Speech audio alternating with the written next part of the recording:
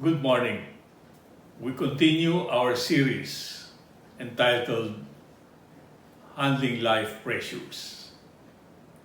Before we start this message this morning, let's listen to our theme song.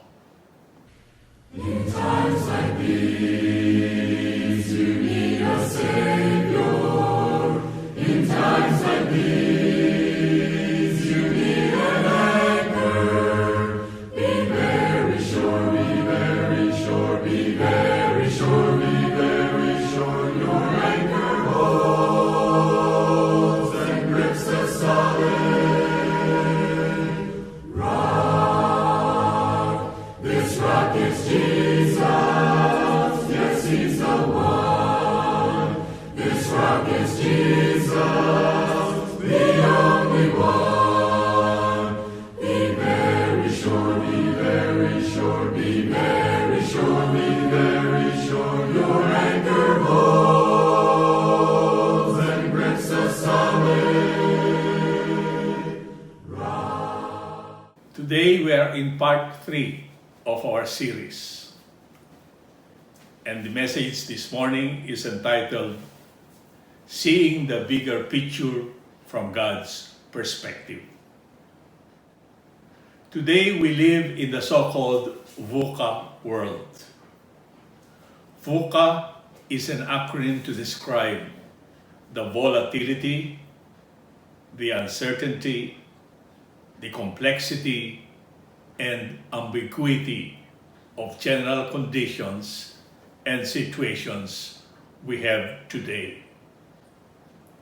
In the midst of this world of volatility, uncertainty, complexity, and ambiguity, VUCA for short, there are certain things and issues that are important to us, the condition or outcome of which could not be guaranteed, but for which we believe we are responsible. Oftentimes, we believe we have to perform tasks and deliver expected results within a certain time frame for family, for marriage, for friendships, at home, in the workplace, and in our finances, in our health, and so forth. As a result of this bring about pressures in our lives, day in and day out.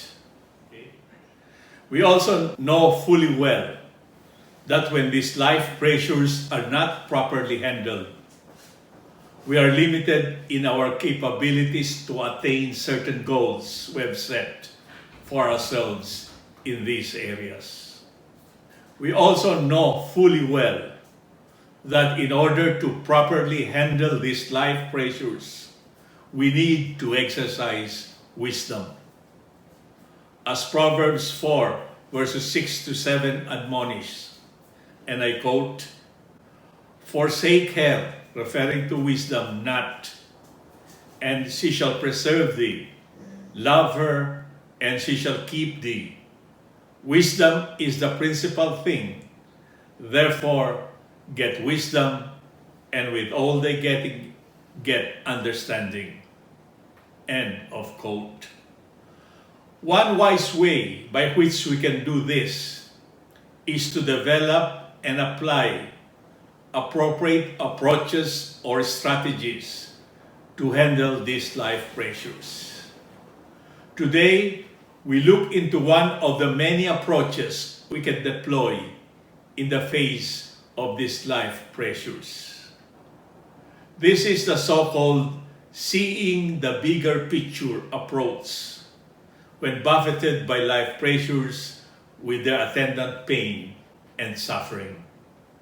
Seeing the bigger picture, what does it mean in general? In general, seeing the bigger picture means looking at the entirety of a situation. It means seeing the whole system that is at work.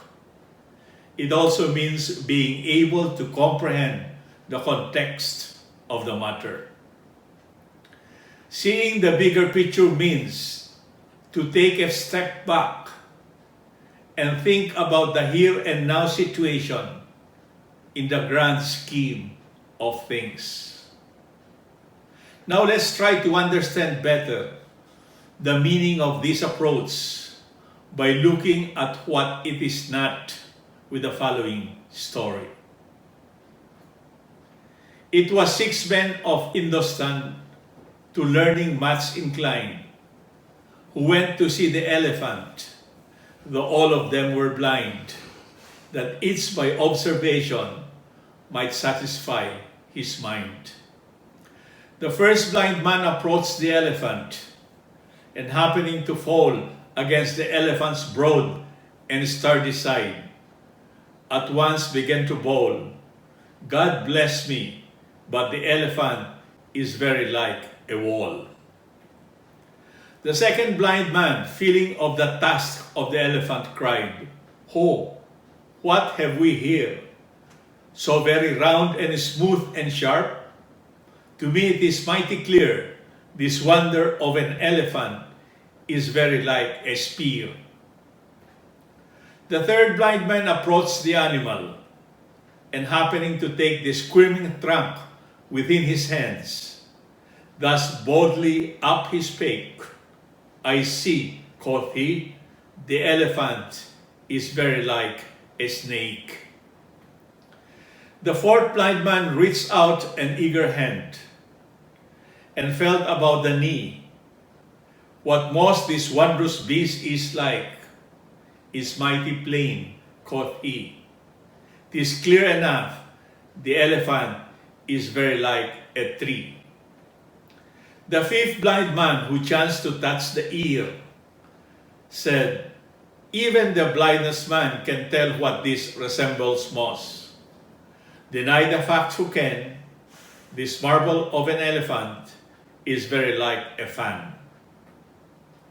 You see in your screen an illustration of these 5 blind men looking at the elephant from their own perspective. Seeing the bigger picture is contrary to the individual experiences of each blind man, who interpreted a specific part of the body as an independent and not part and parcel of an integrated whole. Seeing the bigger picture means not being stuck to single event and circumstance on an isolated basis. Rather, it means looking at the single piece as part and parcel of a grand scheme of things. Seeing the bigger picture means not being distracted with the things of the specific here and now, not overlooking and not neglecting the bigger picture. In other words, when we see the bigger picture, it means that first, it calls for an understanding of a situation that includes more than what is immediately apparent. Secondly, it requires looking at the entirety, looking at the context, looking at the whole system of a situation. In short, it's looking at the whole picture. In some, it is adopting what they call a bird's eye view of everything that is happening. Now, how do we relate seeing the bigger picture and our life pressures? We can compare our lives here on earth to a puzzle. Every event that happens, every circumstance that occurs in our lives is part of a greater whole, a component of a grander plan, a single cog in a bigger wheel. In a puzzle, each tiny piece is essential to complete the final picture. Each and every piece, good and bad, easy and difficult, is needed in order to come up with the desired result.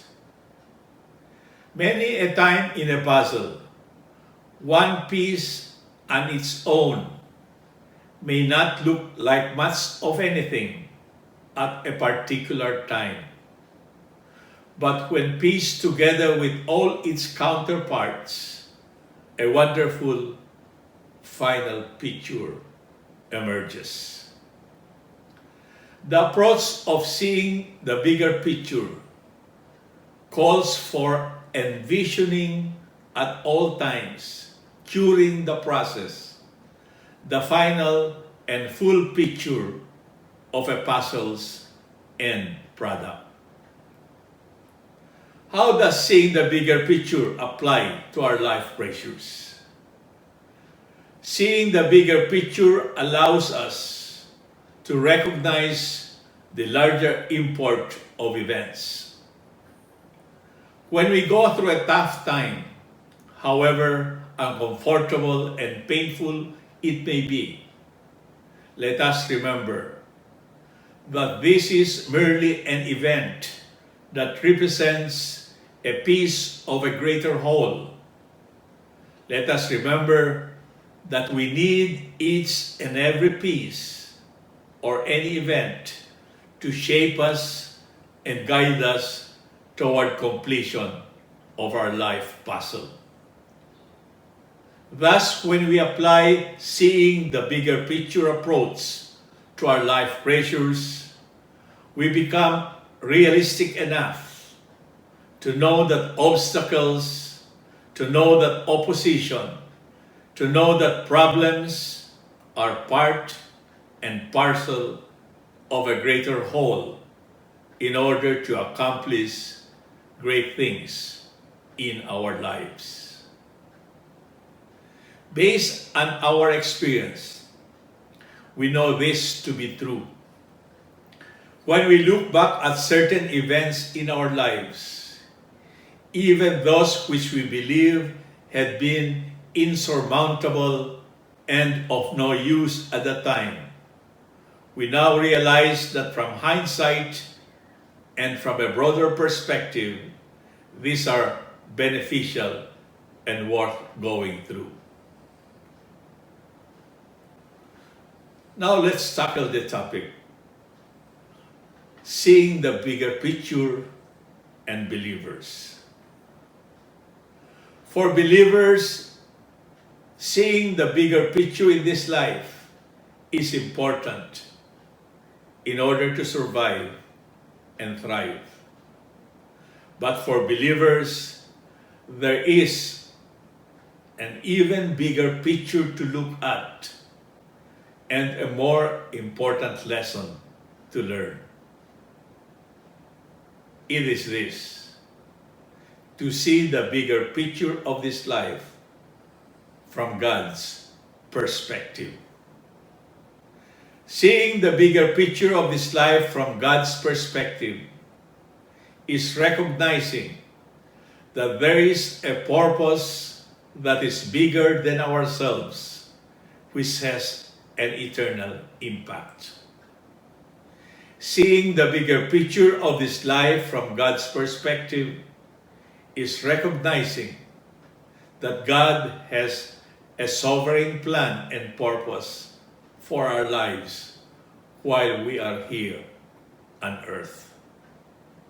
Seeing the bigger picture of this life from God's perspective means that we know that our destination goes beyond the present with all its pressures, goes beyond the visible and immediate future. Seeing the bigger picture of this life from God's perspective means looking at the events and circumstances that are taking place in our lives, pressures and all, from God's perspective, recognizing His sovereign purpose for our lives. Indeed, every circumstance in our lives has purpose in our life story. Authored by God, who created the world with a definite purpose in mind, and this is to bring everything to its ultimate climax in Jesus Christ. Our biblical reference, Colossians 1:19-20. In his letter to the Colossians, the Apostle Paul wrote, "For it pleased the Father that in him should all fullness dwell, and having made peace through the blood of his cross, by him to reconcile all things unto himself. By him I say, whether they be things in earth or things in heaven." Paul writing to the Colossians chapter 1, verses 19-20. In short, God is the creator of the great puzzle called life. Each one of us has our own unique picture God carefully designed for each of us. God works diligently on our behalf, tirelessly arranging all of our puzzle pieces into a wonderful order of abundant blessings and a pathway of unspeakable joy. In Isaiah 46, verse 10, it is written, and I quote, "Declaring the end from the beginning, and from ancient times, the things that are not yet done, saying, My counsel shall stand, and I will do all my pleasure." Isaiah 46:10. Ironically, we often fail to perceive the larger picture from God's perspective. We become blind to the harmony and unity that links everything that exists to each other and provides coherence by reference to God, who is the source of all existence. The story from the life of Ezra provides a great lesson for believers to be able to see the bigger picture and to see such bigger picture from God's perspective. Chapter 7 of Ezra details how Ezra had been granted permission by King Artaxerxes to return to Jerusalem, and the king granted him all that he asked, for the hand of the Lord his God was on him. But then the king went beyond granting permission and wrote a letter that provided authority, protection, and significant resources for Ezra. After the proclamation of the letter, Ezra's initial response is recorded in verse 27, and I quote, "Blessed be the Lord God of our fathers, who has put such a thing as this in the king's heart." End of quote.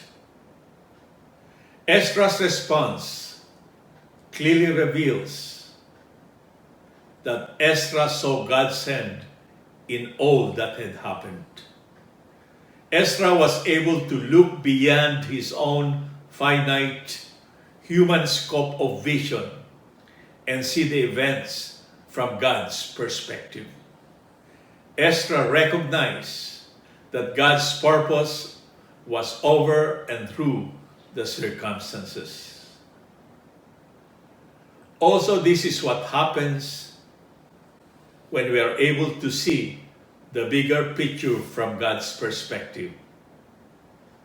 We recognize life pressures for what they are and to adjust to them in such a way that they cause us to rise even higher.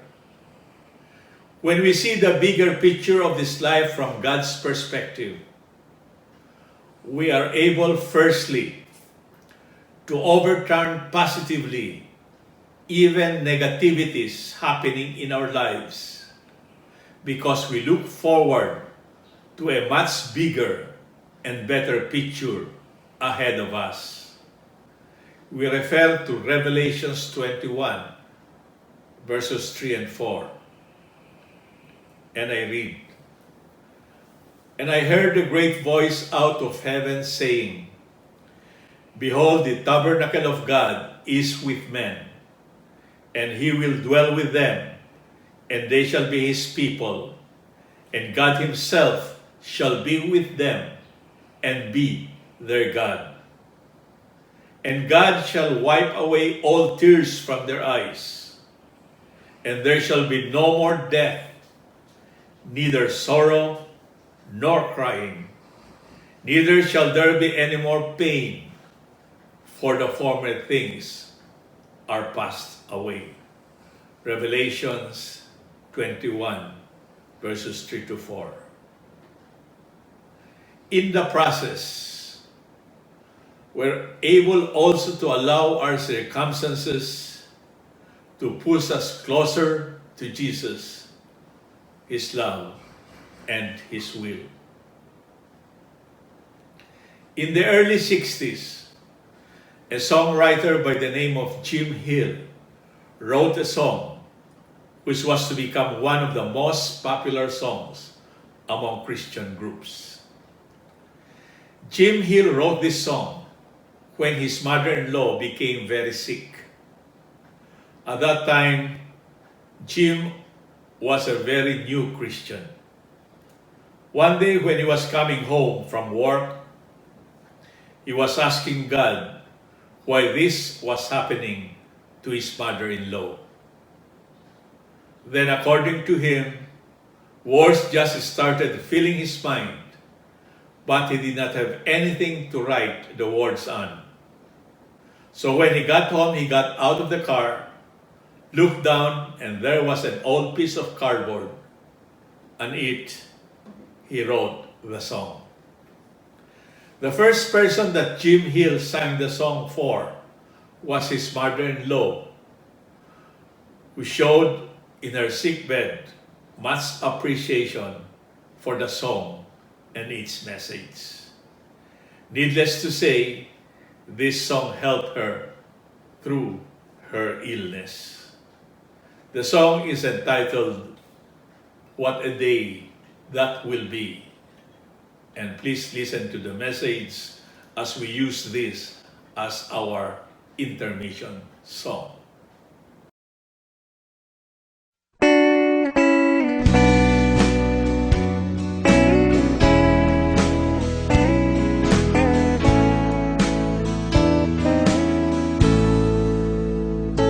There is coming a day where no heartache shall come, no more clouds in the sky, no more tears to dim the eye.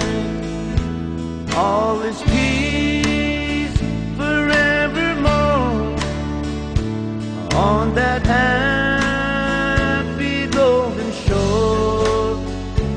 What a day, glorious day that will be.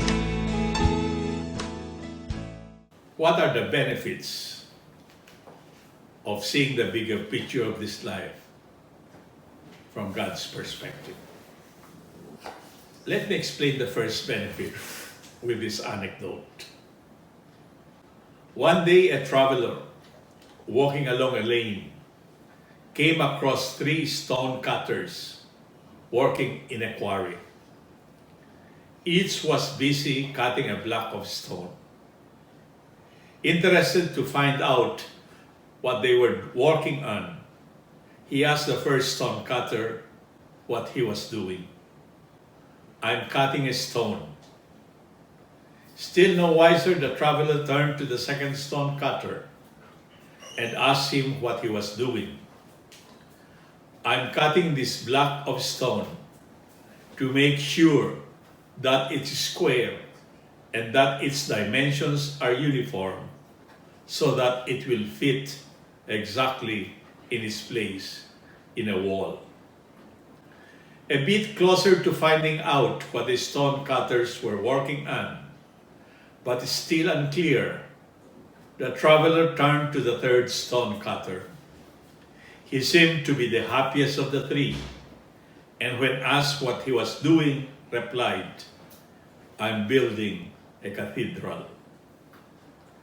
This story beautifully illustrates seeing the bigger picture approach and one of its major benefits.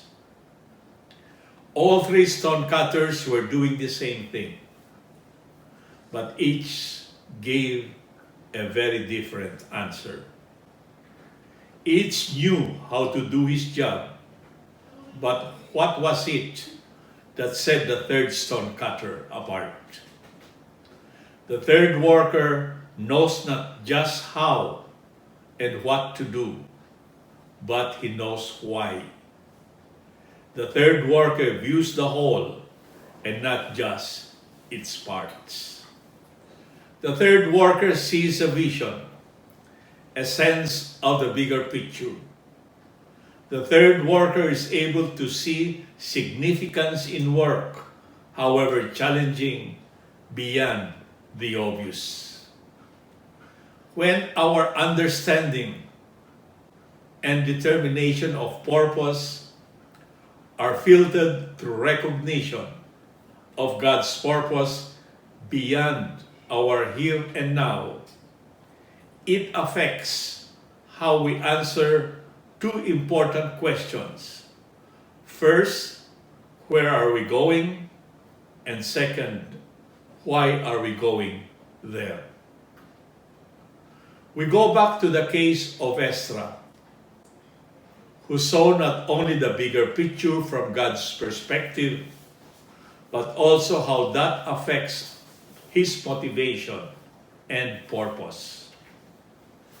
Ezra understood the real importance of what was happening, which in turn shaped his purpose and drive and his communication to his team, which we see in chapter 8, verse 28, and I quote, "And I said to them, you are holy to the Lord. The articles are holy also, and the silver and the gold are a free will offering to the Lord God of your fathers." End of quote. Ezra, together with his team, understood that God had a sovereign purpose, and therefore the tasks that they were carrying out were being used by God to fulfill that purpose. Therefore, their work was holy. Their understanding of the holiness of their tasks and of themselves impacted their drive, their commitment, and their performance. As with Ezra, so also with us. As we see the bigger picture of this life from God's perspective, our responses, our purpose, our motives, and our motivations rise to a whole new level. Even when the negatives come, we are inspired to continue to pursue our goals. Even when the negatives come, we see the present, temporal, and even the negative things as stepping stones rather than stumbling blocks for the glory of Jesus. This is the first benefit of seeing the bigger picture approach. The second benefit is this: seeing the bigger picture from God's perspective enables us to ride through and overcome the challenges of life pressure situations. Seeing the bigger picture from God's perspective gives us the confidence that God is always there for us and with us. Seeing the bigger picture from God's perspective enables us to see the end of the tunnel, so to speak. Indeed, God has the miraculous ability to look down and see our entire timeline, start to finish, beginning to end, and every single second in between. While we may see only the one tiny piece we seem to be stuck on right now, God sees exactly where that piece, that particular situation we're in, belongs. Let us take the case of Noah. Without the big picture of this life from God's perspective, Noah would not have endured looking like a fool, building a boat in the desert in front of people who had never seen or heard of rain. Or the case of Abraham. Without the bigger picture from God's perspective, it would have been very challenging for Abraham to bear grief of his barren wife, or to have the fortitude when God told him to sacrifice Isaac. As believers, we know the reality of the presence of Jesus Christ in our lives.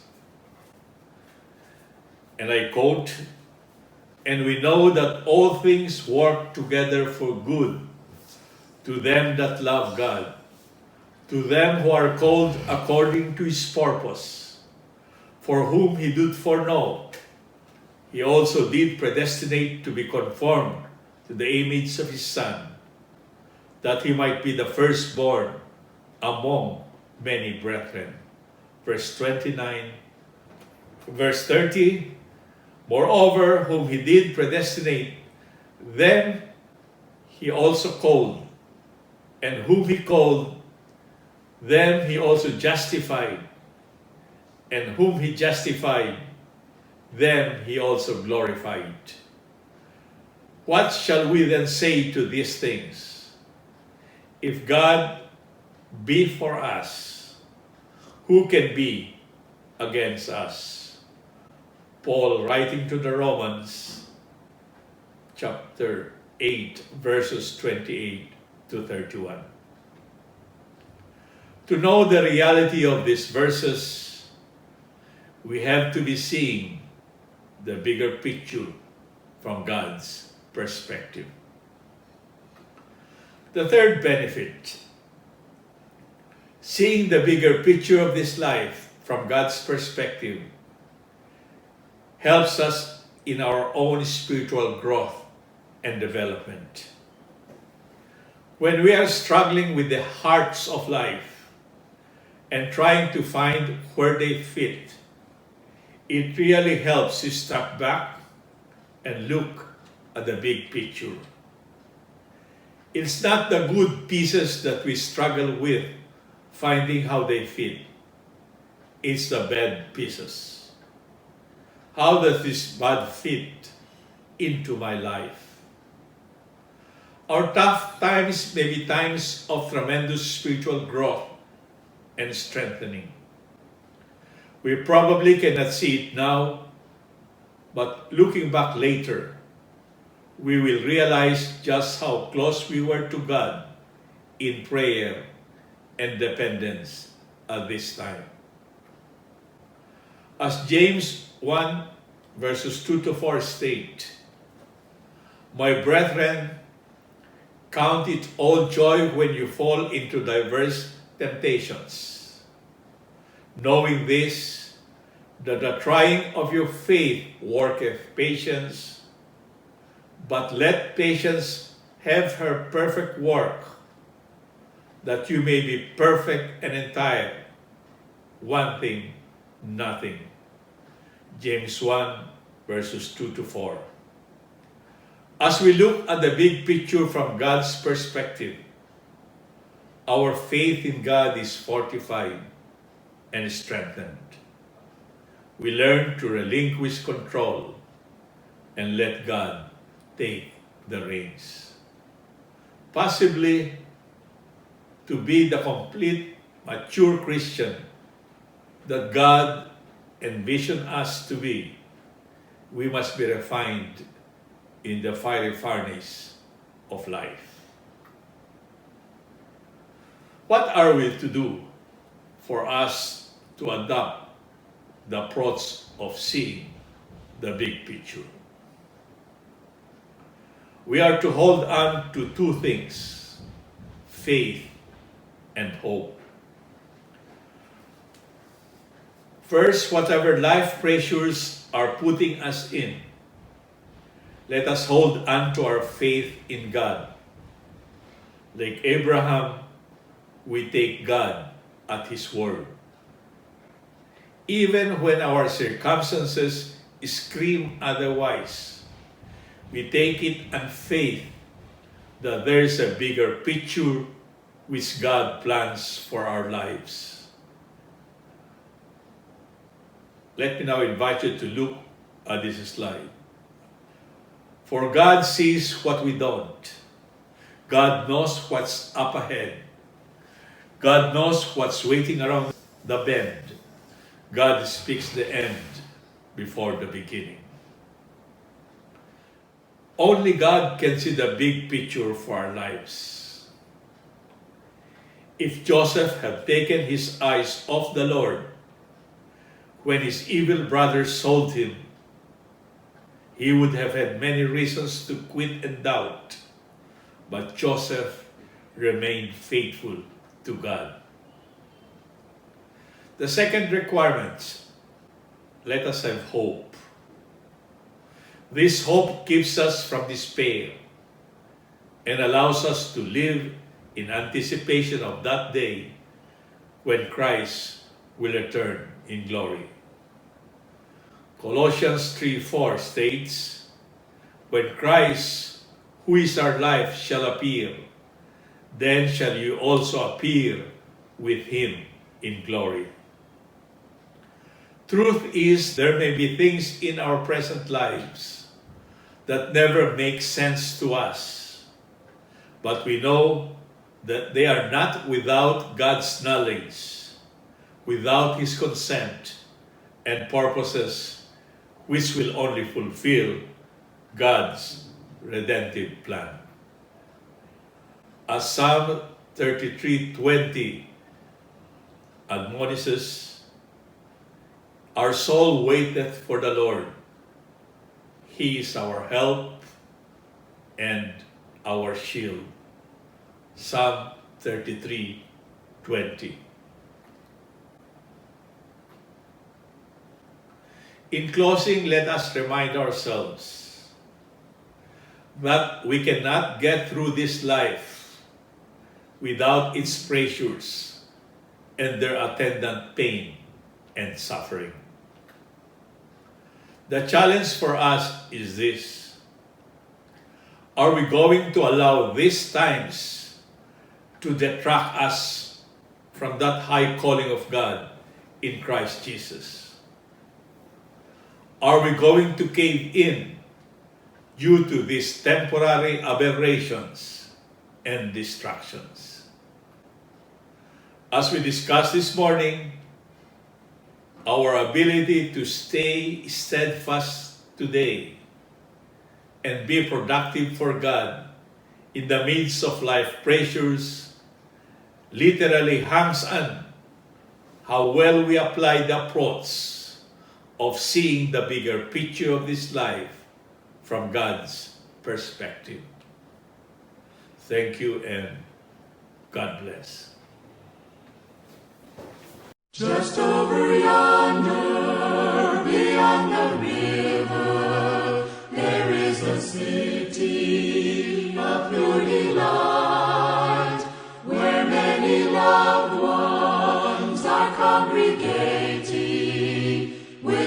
shouts of victory in purest white. Just over yonder, there'll be no heartache, no lonely days up there will ever come. There'll be no crying, there'll be no dying.